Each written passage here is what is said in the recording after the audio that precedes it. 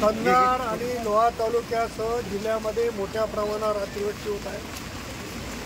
अक्षरशः ढगफुटीचा प्रकार या ठिकाणी झालेला आहे।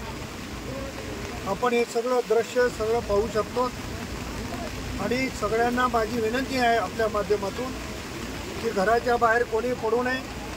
नदीकाठच्या लोकांचं स्थलांतर गावकऱ्यांनी स्वतः करावं।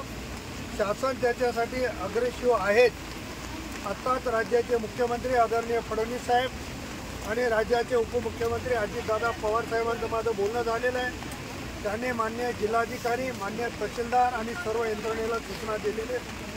त्यामुळं सर्व नागरिकांना, सर्व गावकऱ्यांना हात जोडून विनंती आहे की घराच्या बाहेर पडू नका। नदीकाठच्या लोकांना चांगल्या सुरक्षित जागे आपण स्वतः पुढाकार घेऊन आलो। जनावरं सोडू नका आणि शाळा बंद करण्याच्या सूचना मान्य शिक्षणाधिकारी देत आहेत, तेव्हा शाळेमध्ये मुले पाठवू नका अशा पद्धतीची विनंती माझी आपल्या माध्यमातून सर्वांना। आता isakal.com आहे देशातील नंबर 1 ची मराठी न्यूज वेबसाईट। प्रत्येक अपडेटसाठी isakal.com ला नक्की भेट द्या।